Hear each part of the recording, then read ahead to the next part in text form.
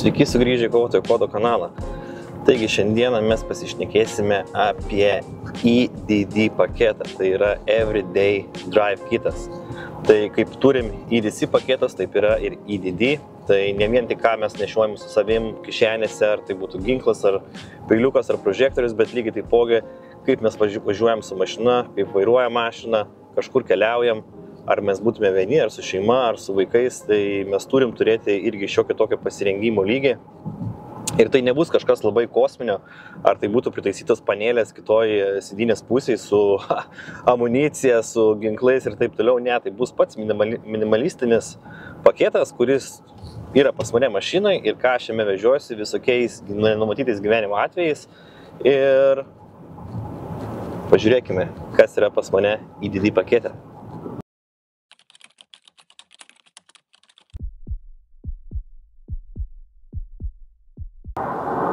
Taigi, kaip ir minėjau, pašnekėsim apie EDD paketą, tai Everyday Drive kitas.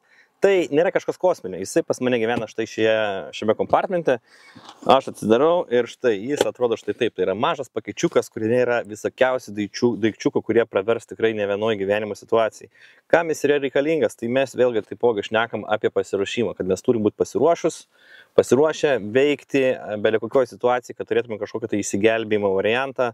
Tai pažiūrėkime, kas yra viduj. Tai bent jau aš naudoju, kadangi turiu tikrai nemažai, kaip pasakyti, visokiausios ekipuotės likusios, tai yra Matuza Tactical didysis adminas, tai aš panaudojau jį susidėti visus daiktus. Tai pradėkim visų pirma, kas yra svarbiausia. Tai aš manau, kad mes visi vis tiek turim telefonus ir turim pakrovėjus, ir yra mašinos pakrovėjai ir visa kita, bet kas nutiktų, jeigu, tarkim, mašina sulūžta, įsikrauna baterija, įsikrauna jūsų telefonas ir jūs nebeturit visiškai su kuo paskambinti. Tai šiam atveju aš turiu visą laiką, čia yra atsarginis telefonas. Tai tikrai, manau, ne kiekvienas iš jūsų irgi taipogi turėtume turėtas atsarginis telefonas, nes yra pasiėmę kontraktus su telefonais, tie telefonai vis tiek pasilieka, jūs kai kurių net negrąžina, tai turbūt turit kažkur telefoną besimėtantį. Tai aš tokį turėjau, aš įsidėjau į šį paketą ir jis visą laiką su manim važinėja. Karts nuo karto aš aišku jį įsijungiu, patikrint, ar baterija yra nenusėdas. Šiaip dabar kiekviena kortelė, kurią perka, turi būti registruota. Tai čia nėra įdėta atskira kortelė, jokios kortelės nėra. Tai blogiausiu atveju aš galėčiau paskambinti 112 ir išsikviesti pagalbą. O kitu atveju, jeigu man telefonas yra miręs, išsikrovęs, neturiu su ko pasikrauti, aš galėčiau įsiimti kortelę ir įsidėti į šį telefoną. Dar kas svarbus dalykas, taipogi nepamirškit, kad reikia turėti ir kortelės išėmėją. Tai čia yra galia įdėtas kortelės išėmėjas. Tai vienas dalykas būtų telefonas. Kitas dalykas, kadangi pas mus šį vasarą Lietuvoje tikrai nėra pati geriausia, tai matom, kaip lyja lietus ir įsivaizduokim, kad mašina sugedo, ar dar kažkas nutiko, ar pasibaigė benzinas, reikia eiti kelis kilometrus iki artimiausios degalinės, ar netgi tą patį keisti automobilio ratą nuleisti. Tai ką aš turiu? Tai turiu emergency ponšą. Tai šis emergency ponšas yra geras tuo, kad apsaugos mus nuo lietaus, tai mes jau esam pasiruošę. Tada taipogi, jeigu įsivaizduokim, nuleido ratą, tai yra naktis ir mums reikia su kažkuo pasišviesti, tai yra prožektoriukas ant galvos. Užsidedam jį ant galvos ir mes jau turime šviesos šaltinį. Toliau turiu aš žiebtuvėlį. Tai iš tikrųjų turbūt pats dažniausiai naudojami, dažniausiai naudojami dalykai, kuriuos aš būtent čia turiu, tai būtų vienas iš jų žiebtuvėlis, nes kartais pametu, paliku savo, tai visą laiką žinau, kad aš turiu atsarginį čia, tai aš jį visą laiką kartais nuo karto panaudoju. Tada turime šaukštelis. Tai būtų sporkas vadinamas, šaukštas, šakutė. Tikrai neretai toli važiuoju, daug važiuoju ir turėti šitą dalyką yra labai gerai, nes jeigu sustosim degaliniai, nusipirksim kažkokį maistą, kažkokios košės ar dar kažką pasitaisyti, tai turėsim bent jau su kuo pavalgyti, ar bent jau salotos ar dar kažkas būtų, tai bus su kuo pavalgyti. Tai jis visą laiką čia yra įdėtas taipogi. Tada žinoma, peilis. Yra ir peilis įdėtas, kol kas man dar jo panaudoti neteko, bet aš tikrai turiu ne vieną atlenkiamą peilį besimėtantį, tai aš jį tiesiog įsimečiau, kad jeigu prireikus galėčiau kažką su juo padaryti. Tai yra peilis. Tada, aišku, turiu kelis rašymo priemonės, tai yra raudonas markeris, juodas markeris, taipogi turiu tušinuką, jie taipogi čia yra, jeigu kažką reikėtų užsirašyti. ir aišku, maža knygutė, į kurią galim užsirašyti belę kokią informaciją, kokios jums reikėtų. Tai knygutė dar yra. Tada turiu šiek tiek tokį mažesnį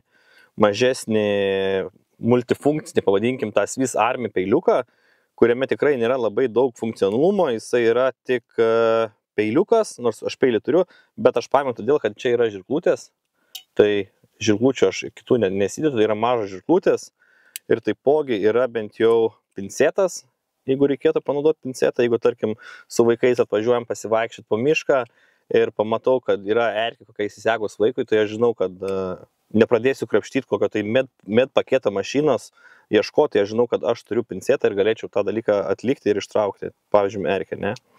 Ir taipogi čia yra dar krapštukas. Tai toks būtent dėl šio funkcionalumo aš ir turiu.